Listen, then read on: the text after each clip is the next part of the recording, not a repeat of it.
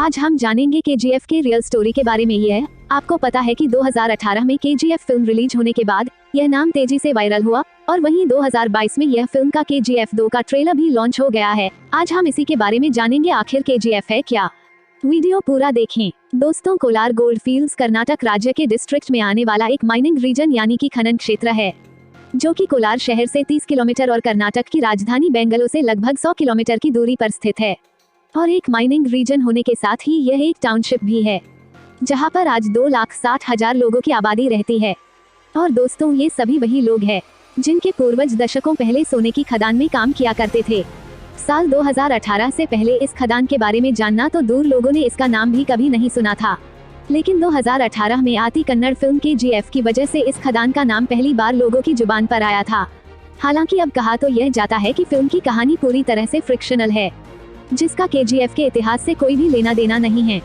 लेकिन दोस्तों, भारत के इस गोल्ड माइन का इतिहास बड़ा ही सुहाना है और इसके बारे में जानकर आपको मजा भी आने वाला है। बताया जाता है कि इस खदान में सोने की खोज किंगडम ऑफ मैसूर के समय से ही शुरू हो गई थी, लेकिन तब टेक्नोलॉजी ने इतनी तरक्की नहीं की थी कि माइनिंग का काम बहुत बड़े स्तर पर किया जा सके। और दोस्तों, सही मायनों में देखे तो बड़े स्तर पर से इस खदान से सोना निकालने का काम ब्रिटिश राज के दौरान ही शुरू हुआ था। अब भारत में ब्रिटिश राज शुरू होने से पहले भी इस जगह के अंदर सोना होने की खबरें छपती रही थी और यहाँ रहने वाले लोग अक्सर यह दावा करते थे कि यहाँ की जमीन के नीचे सोना मौजूद है। लेकिन उस समय टेक्नोलॉजी और संसाधनों के अभाव में यहाँ पर माइनिंग का काम शुरू नहीं किया जा सका। हालांकि भारत में ब्रिटिश राज आने के बाद से सन 1871 में माइकल लावेल नाम के एक रिटायर्ड ब्रिटिश फौजी को यहाँ सोने होने की उन रिपोर्ट के बारे में पता चला, जो कि 19वीं सदी की शुरुआत में छापी गई थी। और ये रिपोर्ट पढ़कर ही माइकल के दिमाग में यह ख्याल आया कि क्यों न इस जगह पर गोल्ड माइनिंग की जाए। और फिर इसी सोच के साथ ही माइकल ने कुछ सालों तक खुदाई और सर्वे करवाए, जिसमें कि वो इस जगह पर सोना खोजने पर कामयाब रहे थे। और फिर इसके बाद साल 1875 में उन्होंने यह माइनिंग करने के लिए सरकार की भी परमिशन हासिल कर ली। अब क्योंकि कोलार गोल्ड फील्ड्स एक बड़ा माइनिंग रीजन था और माइकल के पास इतने पैसे भी नहीं थे कि वो अपने अकेले के दम पर इतने बड़े माइनिंग ऑपरेशन को अंजाम दे सके, इसलिए उन्होंने इस काम के लिए इन्वेस्टर खोजना शुरू कर दिया। और इस तरह से केजीएफ को माइनिंग का यह काम जॉन टेलर एंड सन्स नाम की एक ब्रिटिश कंपनी के हाथों में आ गया, जिन्होंने साल 1880 में माइनिंग ऑपरेशन को अंडर में ले लिया। और इस कंपनी के आते ही यहाँ माइनिंग का काम बड़े स्तर पर किया जाने लगा। और दोस्तों, बताया जाता है कि शुरुआत में मजदूर यहाँ पे बहुत खराब कंडीशन में काम किया करते थे, क्योंकि उस समय माइनिंग के लिए मशीनरी तो दूर बिजली तक उपलब्ध नहीं हुआ करती थी। और यही वजह है कि सभी काम मजदूर अपने हाथों से ही किया करते थे। दोस्तों, उस समय इस खदान के अंदर अक्सर बहुत सारे हादसे हुए भी देखे जा सकते थे, जिसमें कि एक साथ ही बहुत सारे मजदूरों को अपनी जान गंवानी पड़ती थी। और एक सरकारी आंकड़े के अनुसार 120 साल तक चली इस माइनिंग में लगभग 6,000 मजदूरों ने अपनी जान गंवाई थी। अब यूं तो John Taylor and Sons company के आने के बाद से यहाँ पर माइनिंग का काम बहुत तेज रफ्तार से होने लगा था, लेकिन कंपनी अभी भी इस रफ्तार से संतुष्ट नहीं थी। और फिर काम की रफ्तार को और भी ज्यादा बढ़ाने के लिए साल 1890 में कंपनी द्वारा यहाँ उस समय की सबसे आधुनिक मशीनें लगाई गई।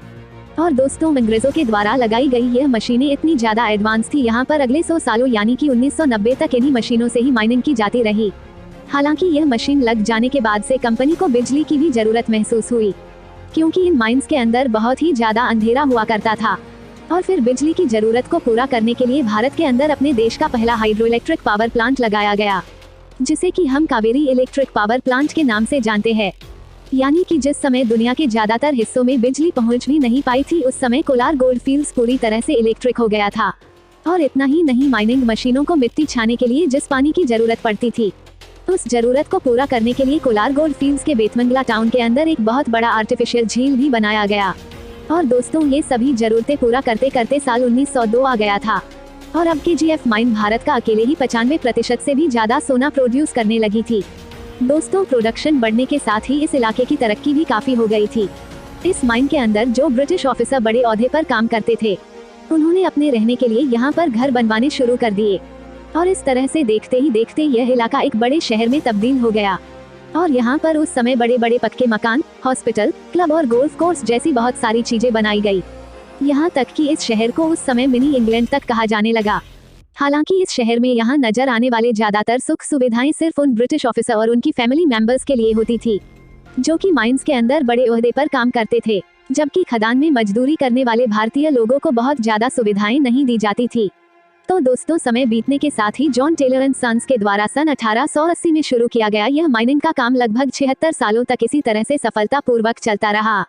यहाँ तक कि देश के आजाद होने जाने के 9 साल बाद तक भी केजीएफ में माइनिंग का काम इसी ब्रिटिश कंपनी के ही अंडर में रहा था, लेकिन साल 1956 में यहाँ को राज्य सरकार ने इस माइन को अपने अंडर में ले लिया। इसके बाद से साल 1972 में भारत सरकार ने BGML यानी कि भारत गोल्ड माइन लिमिटेड नाम का एक PSO बनाया, जिसने कि इस खदान और यहाँ पर होने वाली माइनिंग के काम को अपने नियंत्रण में ले लिया। यानी कि 1972 में यह माइनिंग रीजन पूरी तरह से केंद्र सरकार के अंडर में आ गया। हालांकि दोस्तों, शुरुआत में जब यह माइनिंग का काम स्टार्ट हुआ था तब इस जगह की ऊपरी सतहों में ही सोना मिल जाता था, लेकिन जैसे जैसे समय बीतता गया वैसे वैसे ही यह माइन गहरी होती गई। जब तक यह माइन भारत सरकार के हाथों में आई तब तक इसकी गहराई करीब 3 किलोमीटर तक पहुंच गई थी, जिसके चलते यह उस समय दुनिया की दूसरी सबसे गहरी माइन कहलाई जाया करती थी। और दोस्तों, इतनी ज्यादा गहराई में इंसानों के लिए काम करना बहुत ही मुश्किल हो जाता था, क्योंकि इस गहराई में तापमान लगभग 50 डिग्री सेल्सियस और ह्यूमिडिटी लेवल लगभग 95% होता था। और यह भी एक वजह थी यहाँ पर काम करने वाले मजदूर अक्सर मौत का शिकार हो जाते थे।